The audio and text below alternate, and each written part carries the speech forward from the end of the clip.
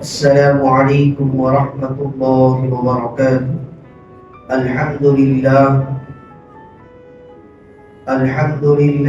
نحمده ونستعينه ونستغفره ونؤمن به ونتوكل عليه ونعوذ بالله من شرور أنفسنا ومن سيئات أعمالنا.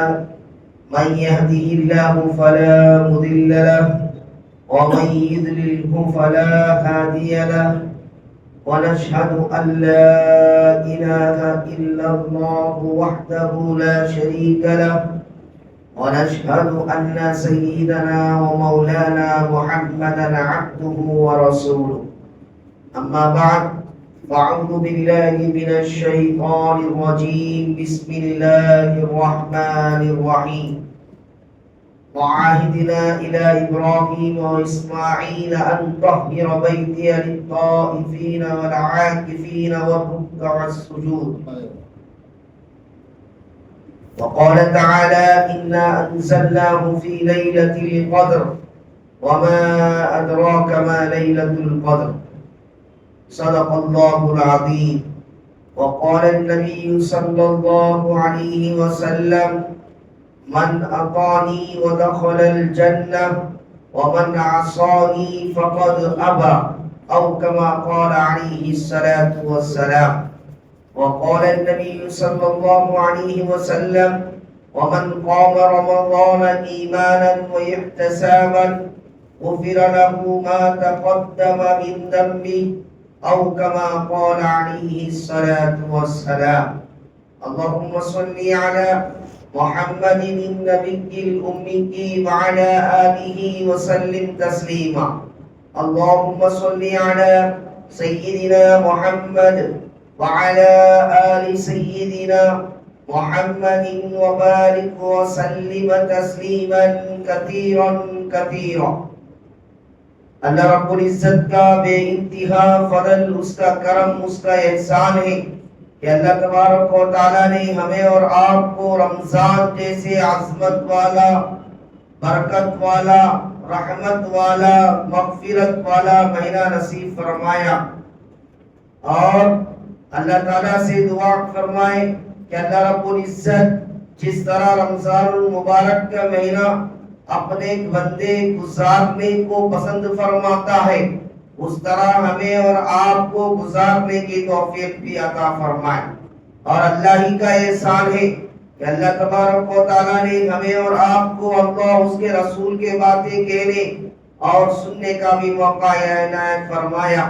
دعا کرے اللہ رب العزت ہمیں حق کہنے اور ہمیں حق سننے اور ہم سب کو حق پر چلنے کی توفیق بھی عطا فرمائے.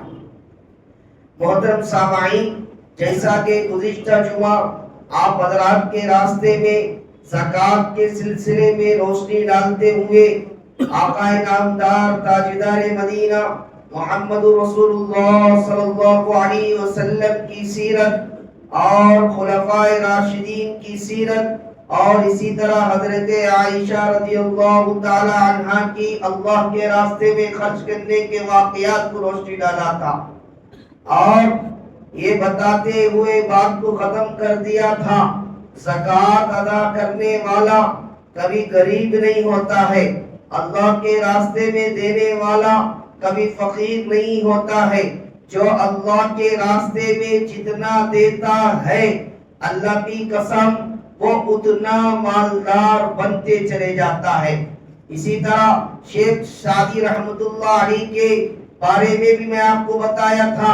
اسی طرح قرآن کریم میں سورہ کہف جب آپ جمعے کے دن تلاوت کرتے ہوں گے، آخری سورہ کہف کے اندر جو سکندر ذوالقرنین کا جو واقعہ اللہ نے ذکر فرمایا ہے، ایسے بادشاہت اللہ نے عطا فرمایا ہے.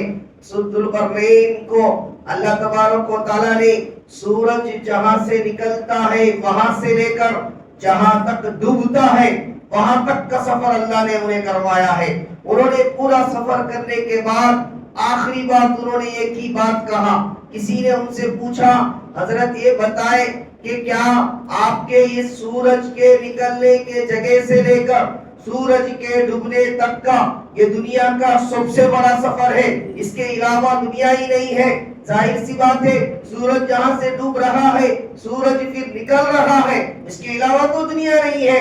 یعنی گویا ساری دنیا کو اللہ نے آپ کو سیر کرایا۔ کیا آپ نے کوئی تعجب والی عجیب بات دیکھا ہے؟ انہوں نے یہی فرمایا، میں نے ایک عجیب بات دیکھا ہے جس پر تعجب کیا جا سکتا ہے۔ لوگوں نے پوچھا، حضرت آپ نے کیا دیکھا؟ فرمایا، میں نے پوری دنیا کو اللہ نے مجھے سیر کروایا، میں نے ایسے آدمی کو نہیں دیکھا جس نے اللہ کے راستے میں خرچ کیا ہو پھر وہ غریب بن گیا ہو۔ میں نے پوری دنیا میں ایسے آدمی کو نہیں دیکھا۔ محترم سامعین، اسی لیے زکوٰۃ نکالنا یہ کتنی اہمیت کا فریضہ ہے، کتنا اہم فریضہ ہے۔ زکوٰۃ نکالنے والا یہ ہمیشہ مالدار ہی بنتے چلے جاتا ہے، کبھی غریب نہیں ہوتا، کبھی فقیر نہیں ہوتا۔ اسی لیے ہمیں اور آپ کو زکوٰۃ نکالنا چاہیے۔ اسی کے ساتھ ساتھ اور ایک بات میں نے آپ کے سامنے متنبہ کیا تھا، زکوٰۃ کو نکال دینا یہ کمال نہیں ہے، بلکہ زکوٰۃ کو صحیح مستحق تک پہنچانا یہ بھی آپ کی ذمہ داری ہے۔ آج لوگ تو زکوٰۃ کو نکال رہے ہیں، آج لوگ زکوٰۃ دے رہے ہیں، لیکن مسائل سے واقف نہیں ہیں، مسائل کو سمجھتے نہیں ہیں، مسائل کو معلوم نہیں کرتے ہیں، پھر زکوٰۃ جیسا چاہے، جس کو چاہے، جیسا چاہے اس کو استعمال کر دیتے ہیں۔ یقین جانیے پھر جو ہے نہ ان کا زکوٰۃ ادا ہوتا ہے، نہ لینے والوں کا لینا جائز ہوتا ہے، دونوں بھی گنہگار ہو جاتے ہیں۔ آپ کہیں گے حضرت مجھے تو معلوم نہیں تھا، میں غفلت میں دے ڈالا۔ گزشتہ جو ہے ایسے واقعات بھی میرے سامنے آئے تھے، لوگوں نے مسجد کو زکوٰۃ کے پیسے دکھا دیے ہیں۔ یعنی امت کتنی غفلت میں زندگی گزار رہی ہے، زکوٰۃ کے پیسوں کو اللہ کے گھر کو دے رہی ہے۔ لوگ ایسی غفلت میں ہماری قوم جو ہے زندگی گزار رہی ہے۔ افسوس کرنے کی بات ہے، زکوٰۃ کو نکالنا تو نکالنا ہی ہے، لیکن مستحق کو تک پہنچانا بھی ہماری ذمہ داری ہے۔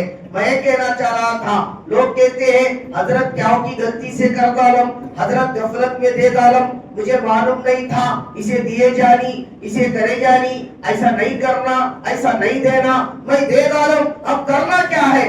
شریعت میں جہالت کا کوئی اعتبار نہیں ہے، شریعت میں جہالت کا کوئی اعتبار نہیں ہے، اس بات کی یاد رکھیں۔ عبادت میں آپ نے نماز پڑھ رہے تھے، آپ نے تھوڑے بہت مسٹیک کر دیے، ہاں اللہ کی مرضی ہے، اللہ معاف کرنا چاہے تو معاف کر دے گا، لیکن آپ کے اعمال جو ہے جو ظاہری اعتبار سے آپ کر رہے ہیں، آپ کو علم حاصل کرنا چاہیے تھا، آپ کو مسئلہ معلوم کرنا چاہیے تھا۔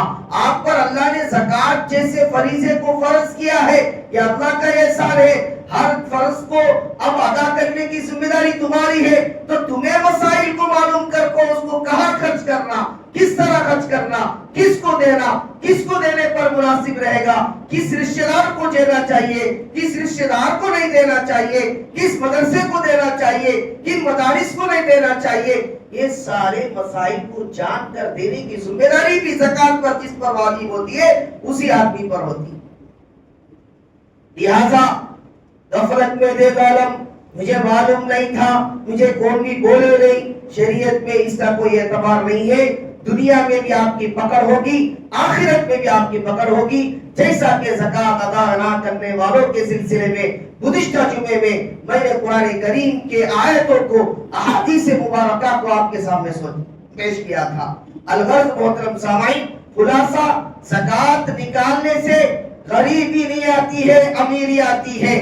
دوسری بات، زکوٰۃ نکالنا جب تمہارے اوپر ذمہ داری ہے تو زکوٰۃ کو صحیح مستحق تک پہنچانا یہ بھی آپ ہی کی ذمہ داری ہے۔ انشاءاللہ اگر یہ دونوں چیزوں پر عمل کر لے، سارے زکوٰۃ کا خلاصہ ہمارے اور آپ کے سامنے آ جاتا ہے۔ انشاءاللہ عمل کریں گے بھائی۔ تو محترم سامعین، اب ہمارے اور آپ کے سامنے جو آنے والا جو دنوں کے اندر مسئلہ ہے، دیکھتے دیکھتے رمضان المبارک کا 16واں روزہ بھی ختم ہونے جا رہا ہے۔ ایسا لگتا ہے رمضان ابھی شروع ہوا تھا، لیکن اللہ اکبر 16 دن گزرتے چلے گئے، گزرتے ہوئے نکل گئے۔ اب ہر آدمی اپنا محاسبہ کرے، آدھا رمضان میرا گزر گیا ہے، میں نے رمضان کو کس طرح گزارا، میں نے کتنے نمازیں باجماعت پڑھا، میں نے کتنے روزے صحیح رکھا، میں نے کتنے نمازیں طریقے سے پڑھا، میں نے 15 دن 16 دن کے روزوں کے اندر میں نے کتنے تہجدیں پڑھا، میں نے کتنے سنتوں کو عمل کیا، میں نے کتنے نوافل کو پڑھا، میں نے کتنے صلاۃ و تسبیح کو پڑھا، میں نے قرآن کریم کو کتنا تلاوت کیا، میں ذکر و اذکار کو کیا کیا، میں صدقہ اور خیرات کیا کیا۔ یہ ہر آدمی اپنا محاسبہ کرنے کی ضرورت ہے، اس لیے کہ اللہ اکبر، اللہ تبارک و تعالیٰ نے اس مہینے کو اللہ کی رحمت، اللہ کی مغفرت طلب کرنے کے لیے اللہ نے ہمیں رمضان المبارک کا مہینہ نصیب فرمایا۔ اللہ اکبر، حدیث کے اندر اللہ کی رحمت کے سلسلے میں، اللہ کی مغفرت کے سلسلے میں اللہ کے رسول صلی اللہ علیہ وسلم کے واقعات سے آپ کو پتا چلے گا کہ اللہ کس طرح بہانے ڈھونڈتا ہے اپنے بندے کو معاف کرنے کی، اپنے بندے کی رحمت کے اندر لانے کے لیے۔ ایک مرتبہ حضرت عمر رضی اللہ تعالیٰ عنہ فرماتے ہیں، ان کے پاس ایک قیدی آ گئی، ایک قیدی جو بچہ جس کا جو ہے گم ہو گیا تھا۔ ظاہر سی بات ہے، جس کا بچہ ہو اس کے چھاتیوں کے اندر تو دودھ بھر جاتا ہے، دودھ ابھر جاتا ہے۔ چونکہ بچہ گم ہو گیا، یہ عورت جو قیدی تھی وہ آئی قید ہو کر، حضرت عمر رضی اللہ تعالیٰ عنہ دیکھ رہے ہیں، وہ فرماتے ہیں وہ عورت جو ہے بلبلاتی ہوئی وہ راستے کے اندر جس بچے کو دیکھتی تھی اپنے سینے سے لگاتی تھی، کاش کہ میرا بچہ بھی ہوتا، میرا بچہ گم ہو گیا، میرا بچہ کسی نے چوری کر لیا۔ اب وہ کیا کرتی، جلدی جلدی اپنے محبت میں ہر بچے کو دودھ پلاتی ہوئی چلی جاتی۔ اللہ کے رسول صلی اللہ علیہ وسلم کے سامنے پیش کیا گیا، فرمانے لگے، یہ لوگوں، یہ صحابہ کی جماعت، یہ قیامت تک آنے والے انسانوں، جس طرح اس کے بچے کے گم ہو جانے پر یہ فکر مند ہے، جس طرح یہ تڑپتی ہے، جس طرح یہ فکر مند رہتی ہے، اللہ کی قسم اللہ اپنے ماننے والے بندوں کو اس سے بھی زیادہ فکر مند رہتا ہے۔ کاش کہ میرا ماننے والا بندہ میرا گھر آ جاتا، کاش کہ میری ماننے والا بندہ میری عبادت کے اندر آ جاتا۔ اسی طرح آپ صلی اللہ علیہ وسلم نے اور ایک مثال سے سمجھایا اللہ کی رحمت کتنی بڑی ہے، اللہ اپنے بندے سے کتنی محبت کرتا ہے۔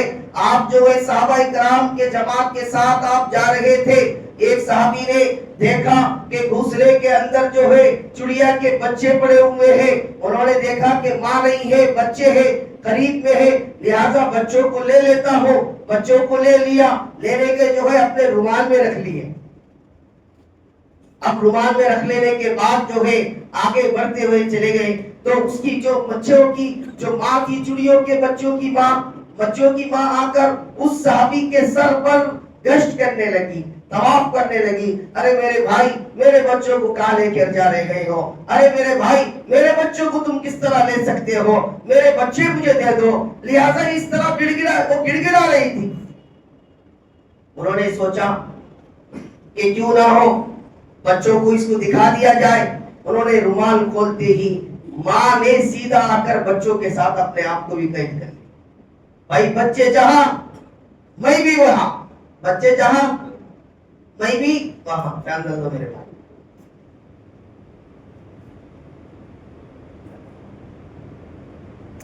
بچے جہاں میں بھی وہاں، لہذا اب جو ہے اس کے بعد باپ بھی آ کر بیٹھ گئی۔ اس صحابی جو ہے بڑے خوش ہو گئے، وہ صحابی سمجھے یار بچے کو اٹھائے تو ماں بھی پھری، بچوں کو اٹھائے تو ماں بھی پھری۔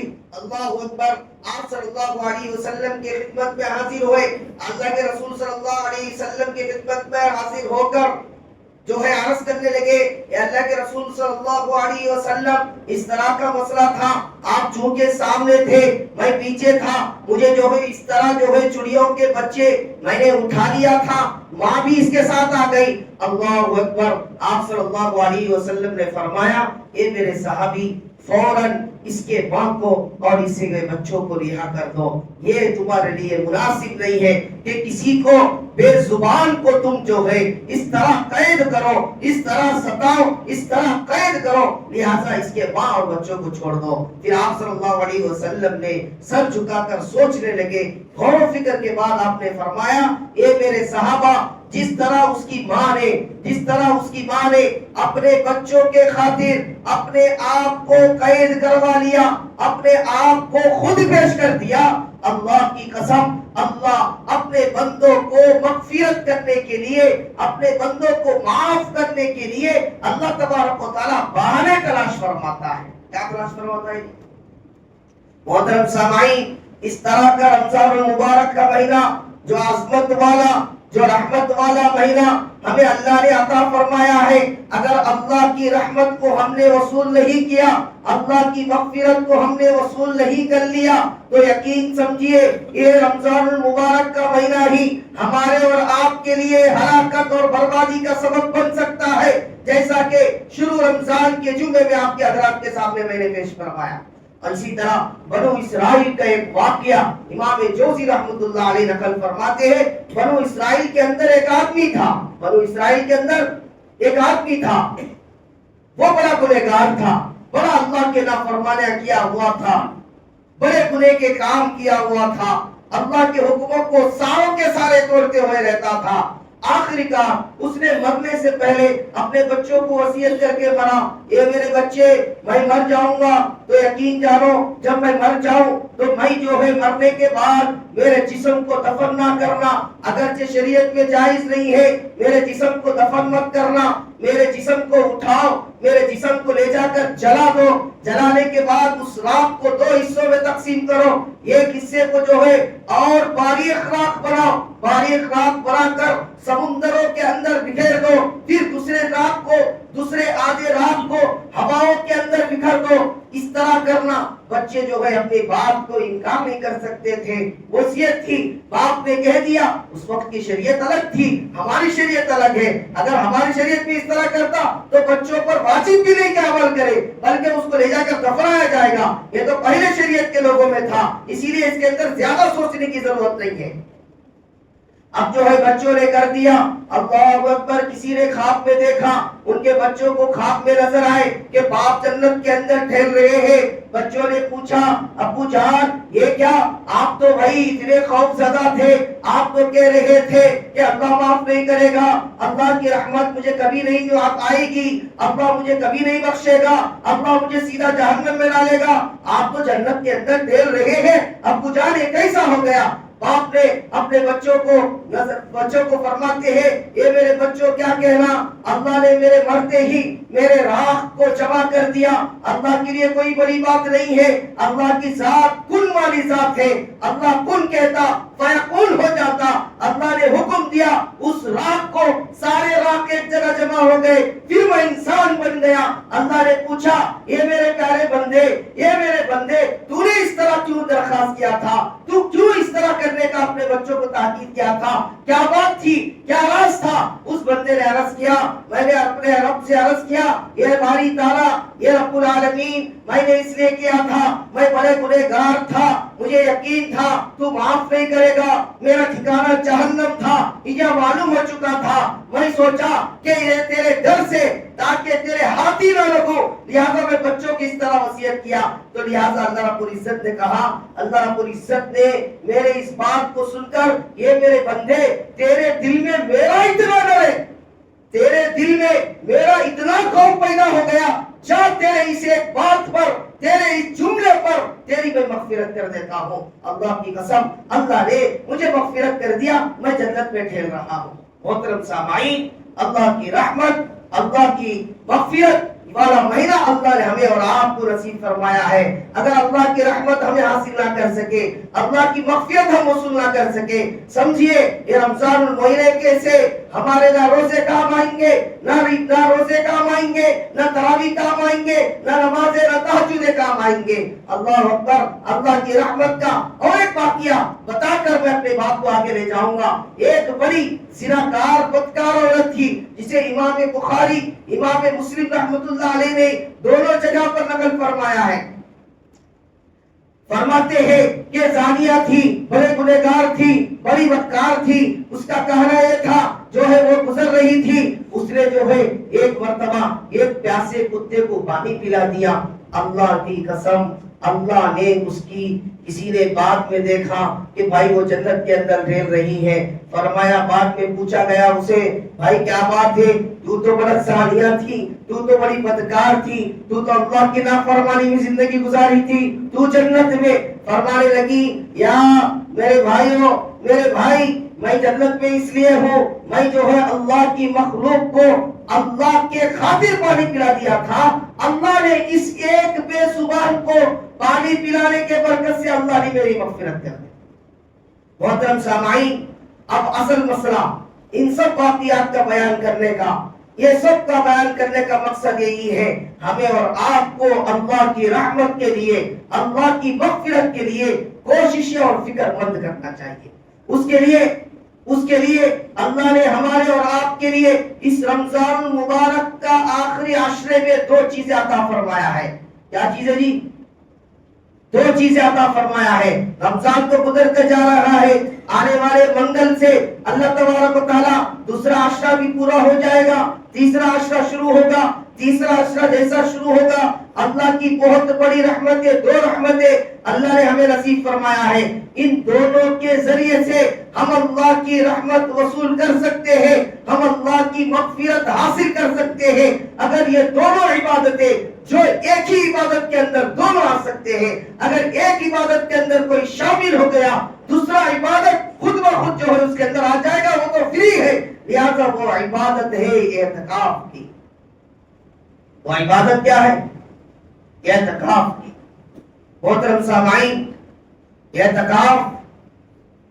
اعتکاف کے بارے میں آقا نامدار تاجدار مدینہ حضرت عائشہ رضی اللہ تعالی عنہا فرماتی ہے میں نے آقا نامدار تاجدار مدینہ محمد رسول اللہ صلی اللہ علیہ وسلم کو کبھی نہیں دیکھا، کبھی نہیں آپ کی زندگی میں ایسا رمضان گزارا جس رمضان میں آپ نے اعتکاف نہ کیا.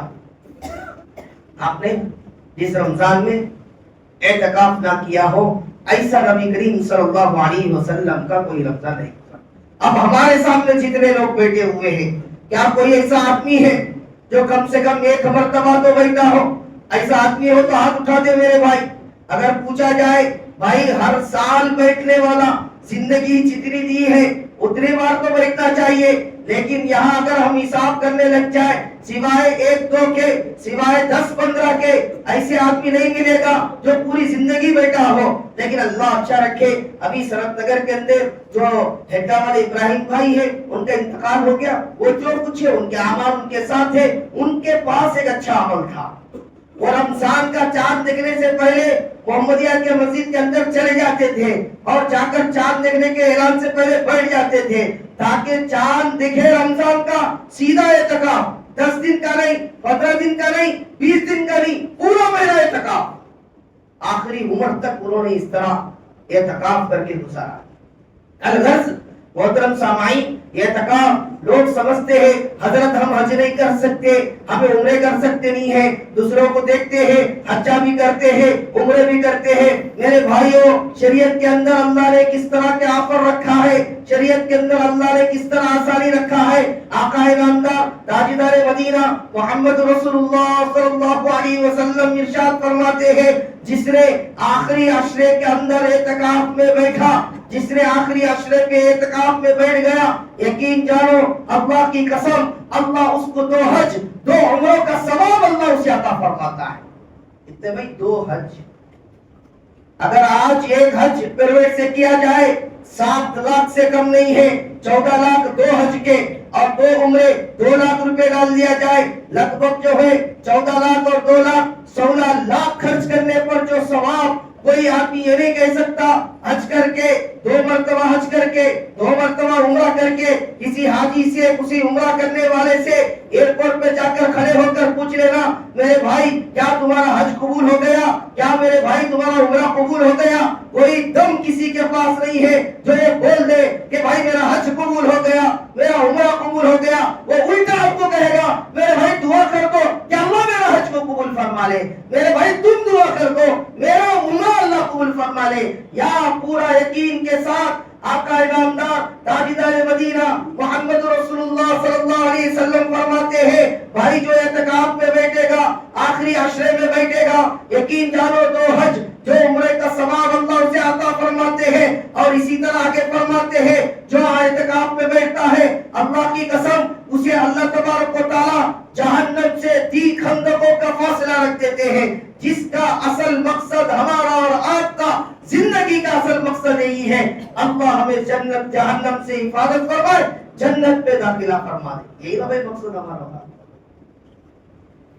آج ہمارا یہ چیخنا آج آپ کا روزے کے حالت میں سننا صبر کے ساتھ بیٹھ کے رہنا یہ سب کیوں ہو رہا ہے؟ یہ سب اسی لیے ہو رہا ہے اللہ ہم سے راضی ہو جائے, ہم اللہ والے بن جائے, ہم جنت پانے والے بن جائے, ہم جہنم سے بچ جائے.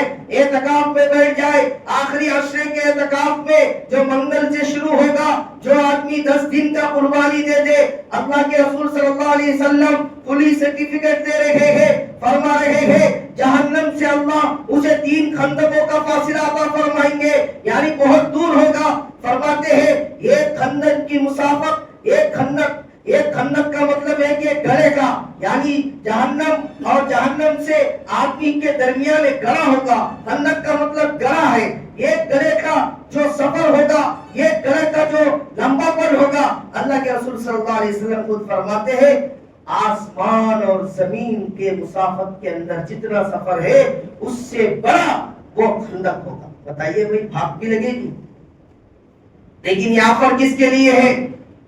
یہاں پر اعتکاف میں بیٹھنے والوں کے لیے ہے. اب جو ہے اعتکاف کے اور بہت سارے فضیلتیں ہیں اور چونکہ وقت کافی ہوتے جا رہا ہے بات بھی مختصر کرنا ہے. بہرحال محترم سامعین اعتکاف کے 3 قسمیں ہیں. اعتکاف واجب, اعتکاف سنت, اعتکاف مستحب.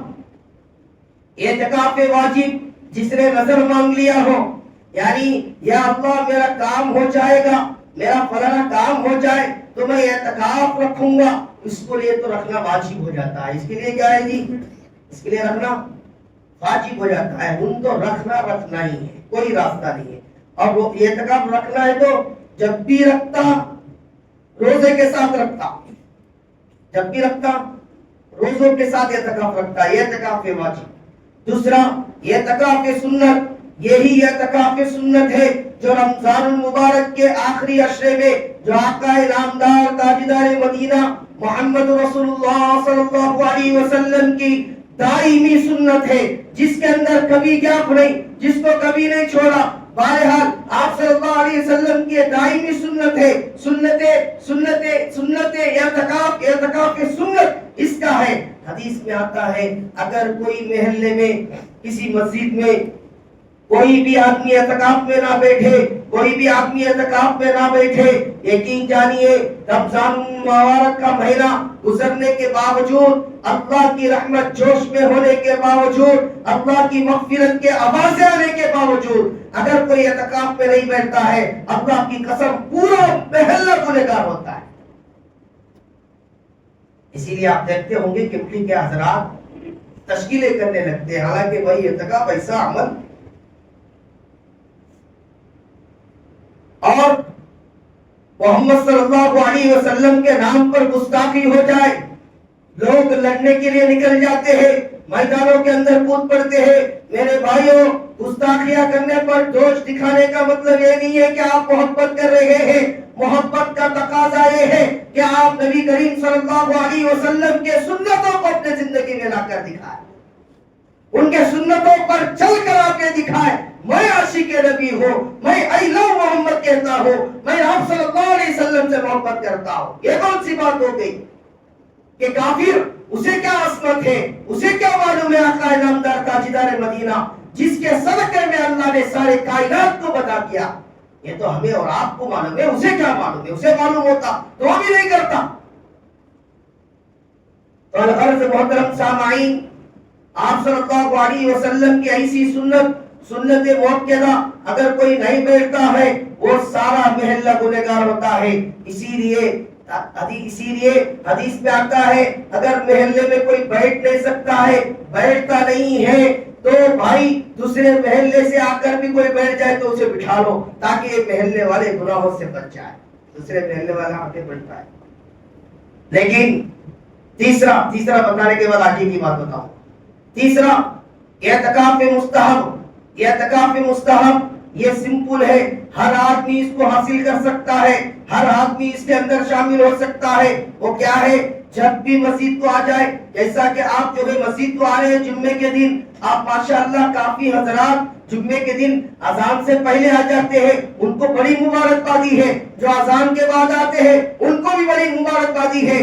اور سب سے بدترین وہ لوگ ہیں جو خطبے کے درمیان آتے ہیں، خطبے کے بعد آتے ہیں، نماز کے وقت آتے ہیں. یہ جو ہے اچھے لوگ نہیں، ان کا نام رجسٹر میں چڑھتا ہے، نہ ان کو کوئی جملے کا ثواب ملتا ہے. بس ایک رسمی طور پر جمعہ مار دیے، بس باہر نکل کے چلے گئے. الغرض محترم سامعین، اعتکاف کے تین طریقے ہو گئے، تین طریقے اعتکاف کے ہو گئے. اب اعتکاف مستحب یہ آسان اور سمپل ہے. جب بھی مسجد میں داخل ہو جائے آپ یہ نیت کر لے، بسم اللہ دخلت علیہ توکلت ونویت سنت الاعتکاف. یہ مسجدوں کے اندر چھوٹے چھوٹے بورڈ جو ہے وہ مومن گرافکس کی جانب سے لگا ہوا تھا، اب فی الحال وہ ہٹا دیے. ہمارے پاس دوسرے مسجد کے باہروں میں باہر بھی لکھا رہتا ہے. عربی نہیں آتی کوئی ضروری نہیں، مسجد میں داخل ہوتے ہی بسم اللہ پڑھے، بسم اللہ پڑھ کر یا اللہ میں اعتکاف کی نیت کرتا ہوں، یا اللہ اسے قبول فرما لے. بس اتنا بولتے، اتنا تو بول سکتے نا میرے بھائی. تو آپ کو بھی اعتکاف میں آپ بھی شامل ہو جائیں گے، آپ کو بھی ثواب دیں. محترم سامعین، تو اسی لیے ہمیں اور آپ کو چاہیے کہ اپنے نوجوان بچے ہیں، اپنے باپ دادا ہیں، جو مرد جو حضرات ہیں وہ مسجد میں اعتکاف میں بیٹھیں گے. جو عورتیں ہیں، عورتوں کے سب سے افضل ترین عبادت جو ہے بخاری کے اندر امام بخاری رحمۃ اللہ علیہ سے پوچھا گیا سب سے بہترین عورت کی عبادت کہاں ہے؟ فرمایا گھر ہو، گھر کے اندر بھی ایک کمرہ ہو، کمرے کے اندر بھی کمرہ ہو، اس کے اندر مصلی ہو. عورت کے لیے سب سے بہترین جگہ وہ ہے، کیونکہ وہاں نماز پڑھے گی، کسی طرح کے کوئی فتنے نہیں ہیں، باہر آئے گی فتنے ہی فتنے ہیں. لہذا عورت جو اعتکاف کرے گی وہ گھر پہ کرے گی، مسجدوں میں نہیں کرے گی بلکہ گھر پہ کرے گی، تاکہ فتنوں کا دروازہ ہی نہ ہو، فتنوں کا دروازہ ہی نہ کھلے. یہ ہمیں کس سے ملتا ہے؟ یہ ہمیں صحابہ سے ملتا ہے، یہ ہمیں تابعین سے ملتا ہے، یہ ہمیں ائمہ اربعہ سے ملتا ہے. الغرض جو مرد حضرات ہیں وہ کوشش کرے اور فکر کرے کہ ہر آدمی کم سے کم زندگی میں ایک مرتبہ تو بیٹھ لے، زندگی میں کم سے کم ایک مرتبہ تو بیٹھ لے. اب یہ بتائیے کہ ہم میں سے کتنے لوگ ہیں جنہوں نے ایک بار بھی اعتکاف میں نہیں بیٹھا ہے؟ ہاتھ اٹھا کر بتائیں کون نہیں بیٹھا؟ شرم مت پڑی، کوئی مسئلہ نہیں، اس کے اٹھانے کے برکت سے بیٹھنے کی توفیق دے گا اللہ. جب چھٹاتے ہیں معلوم ہو جاتا ہے بھائی اتنے لوگوں کو تو میں یاد بھی نہیں رکھتا، تو کوئی مسئلہ نہیں. آپ نے ہمت کا کام کیا، آپ بتا رہے ہیں کہ میں نے نہیں بیٹھا ہے، آپ سچ بول رہے ہیں، آپ کو اس پر بھی ثواب ملے گا میرے بھائی. آپ سچ بتا رہے ہیں کہ میں نے نہیں بیٹھا، انشاءاللہ آپ بیٹھیں گے. کیا نہیں اب بیٹھیں گے، وہ اب بھی چلیے میرے بھائی. ہاں ترتیب سے اپنے اپنے حساب سے، اپنے سہولیات کے حساب سے بیٹھے. بھائی اگر ہم نہیں بیٹھ پا رہے ہیں، ہم زیادہ مصروف ہیں، بھائی اپنے بچوں کو بٹھائے. اپنے بچوں کو جب بیٹھے گا، بچہ جب بیٹھے گا اس کا ثواب بھی تو ہمیں ہی ملے گا. بھائی ماں باپ کو ثواب ملے گا نہ بچہ بیٹھے گا. بچی گھر میں بیٹھے گی، ثواب کس کو ملے گا؟ ماں باپ کو ثواب ملے گا. بچی بڑی ہوگی، ماں مر جائیں گے، بچی کہے گی اجی میں اعتکاف میں بیٹھوں گا، بچہ کہے گا اگے پورا ترتیب بنا لے، آخری اشرے میں اعتکاف میں بیٹھنا ہے. جوڑوں پوچھتی کہیں کو جی میرا باپ جب زندہ تھا مجھے تاکید کرتا تھا بچے اعتکاف میں بیٹھ جانا. آج ہم یہ نصیحت کیا کرتے ہیں جی، بچے میں مرگم کر لے، ایک اگربتی روز قبرستان میں لگا ڈالنا، میرے بچے میں مرگم سمجھے، میرے خبر کو پھوڑا ڈال ڈالنا. اس طرح کی بھی نصیحت نہیں کر رہے میرے بھائی. آج بچوں کو کر رہے کوئی نہیں کر رہے ہیں. اسی لیے اچھے نصیحت کرے، اچھے وصیت کرے، تاکہ آپ مرے تو آپ کے بچے عبادتوں کے ذریعے سے آپ کو صدقہ جاریہ بنے، آپ کے قبر میں کم سے کم نیکیاں پہنچتے رہے. آپ کے عالم ارواح کے اندر اللہ کی قسم قبرستان میں روزانہ فرشتے حاضری لیتے ہیں. حاضری بھائی فلانے کے آ جاؤ، فلانے کے بیٹے نے 50 روپے صدقہ کیا، فلانے کے بیٹے نے 100 روپے اللہ کے راستے میں خرچ کیا ہے، اللہ نے اس کے ثواب کو بھیجا. تو اس کا واقعہ کتابوں کے اندر لکھا ہے. 2 منٹ اور آگے بڑھا لوں میں، بڑھا لوں بھائی، 15 تک کر لیتا ہوں. یہ واقعہ سنیں گے تو مزہ آئے گا. واقعات سننا مزہ اس لیے نہیں آئے گا، میں اس لیے بتا رہا ہوں تاکہ عمل کریں گے انشاءاللہ، کریں گے جی. میں اس لیے شوق دلانا چاہ رہا ہوں. واقعے کو مت دیکھے کیا ہے کیا نہیں ہے، یہ نہ کو میٹر دیکھے. کیا دیکھے جی؟ کیا دیکھے؟ میٹر دیکھے. واقعہ کو نہ کو دیکھو، میٹر کیا وہ دیکھو. یہ کہ واقعات کے کتاب میں دل کو ہلا دینے والے واقعات کے اندر حضرت پیر ذوالفقار صاحب نقشبندی دعوت کا تو لکھتے ہیں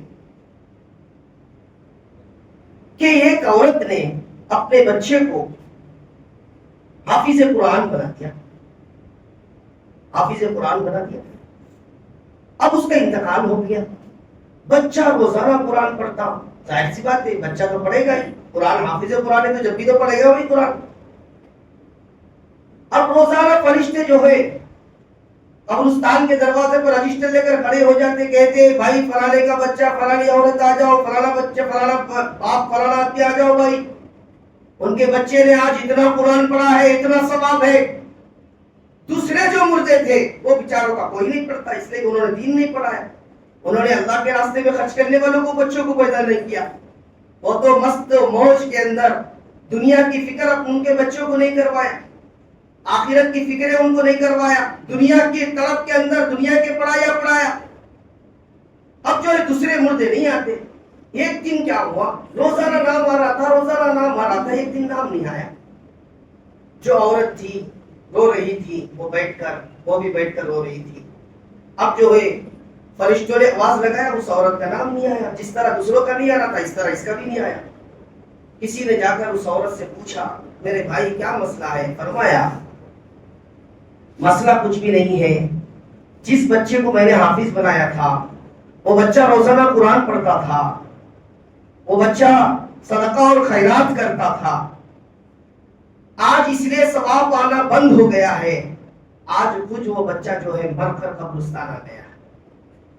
وہ بچہ خود مر کر قبرستان آ گیا ہے، اسی لیے ثواب اور دروازے بند ہو چکے ہیں. محترم سامعین، الغرض میں یہ کہنا چاہ رہا تھا، اگر آپ نہیں بیٹھ سکتے ہیں، آپ عبادت کے اندر نہیں بیٹھنے کی طاقت ہے، آپ اپنے بچوں کے ذریعے سے عمل کروائیں، اپنے بچیوں کے ذریعے سے عمل کروائیں، اپنی بیوی اور بہنوں کے ذریعے سے عمل کروائیں. اعتکاف بڑی عظیم نعمت ہے، یہ بڑی اہم سنت ہے، اس کو عمل کرنے کی پوری کوشش کریں. باتیں تو بہرحال لمبی ہے، ویسے بھی کافی وقت ہو گیا ہے. اللہ سے دعا ہے اللہ رب العزت رمضان کو جس طرح گزارنے کو پسند فرماتا ہے اس طرح گزارنے کی اللہ ہمیں توفیق عطا فرما دے. وآخر دعوانا الحمدللہ.